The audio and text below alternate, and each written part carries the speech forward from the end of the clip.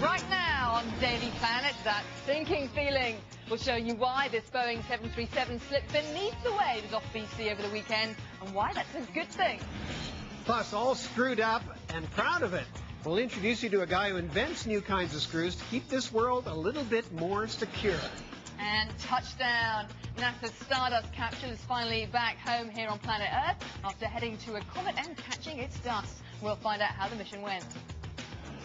Hello, welcome to Daily Planet. I'm Natasha Stowell. I'm Jay Ingram. Also on the show today, a woman who's inventing a fish restaurant with one difference. This one is for the fish. Plus, we'll show you what the world's largest motorbike looks like, and it is absolutely massive. It's Inventions Week here at Daily Planet, and to kick the week off, we thought we'd show you the cutting edge of screw design. Now, that may not sound very high-tech, but as you're about to discover, there's one man who has a reputation for inventing new screws to make the world a better place.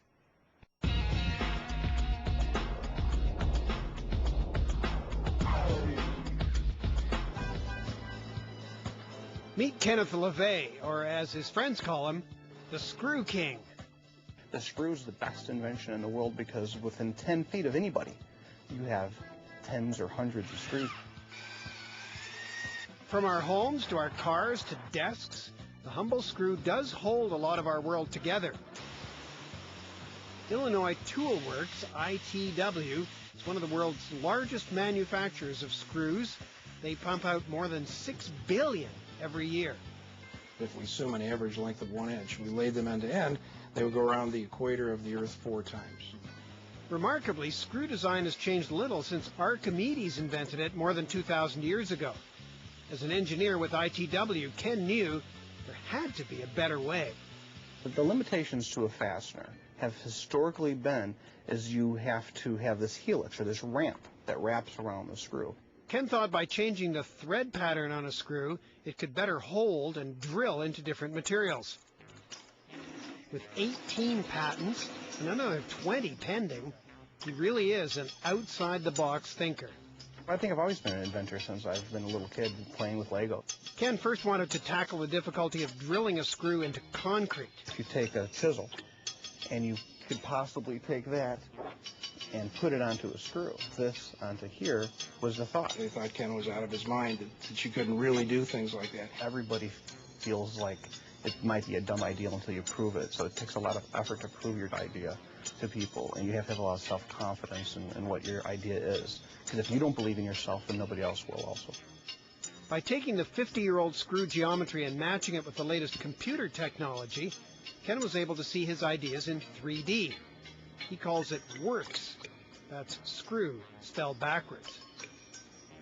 That's the chisel feature right there on the chisel, and if you put that into a round shape,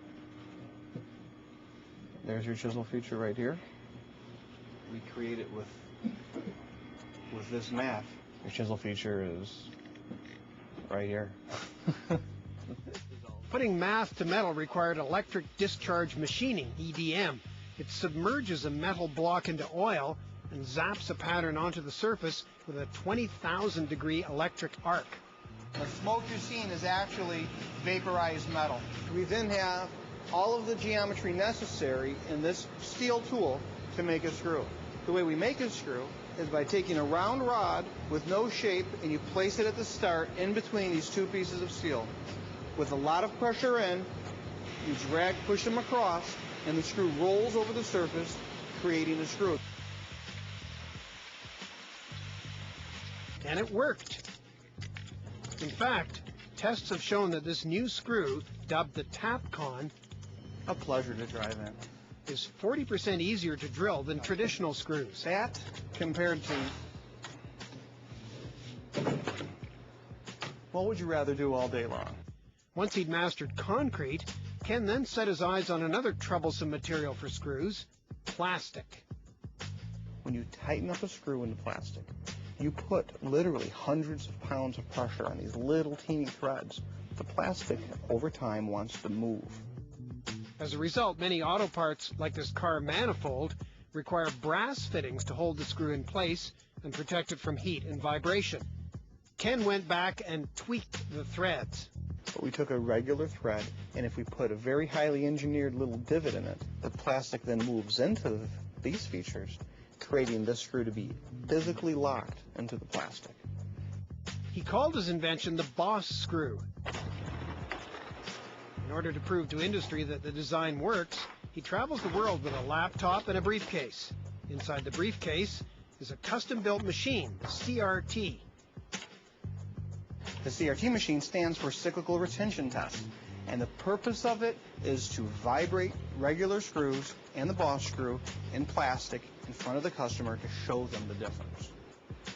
And we'll test this screw. The pressure goes away immediately. In a matter of 6 pulses, you've lost all tension, the screw is now loose. What we're able to do with the boss screw is create the plastic and the screw to interact together to eliminate this from happening.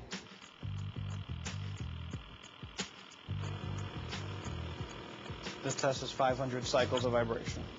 Now I'm going to double it.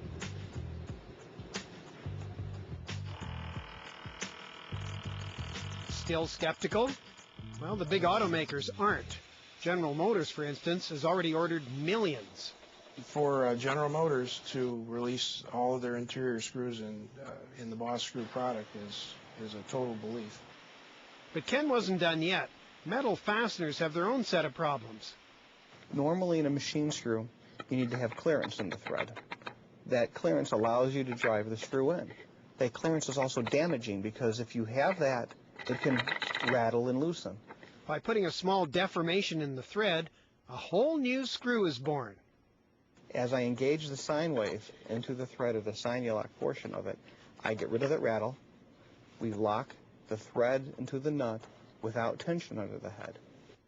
The Sinulock also avoids the need for glue, like these microscopic beads that break and adhere when screwed in. This might work once or twice, but the 5th or 6th time you have nothing left. The Sinulock works forever. Ken hopes to tackle softer metals like magnesium and aluminum next, but admits he's already exceeded his own expectations. There's expertise on fastening joints, and the thought that I can change that world, that 100-year-old world or 1,000-year-old world of screws, is just fascinating by itself. Holding our world together a little tighter, the Screw King rules. Don't go away because we have got lots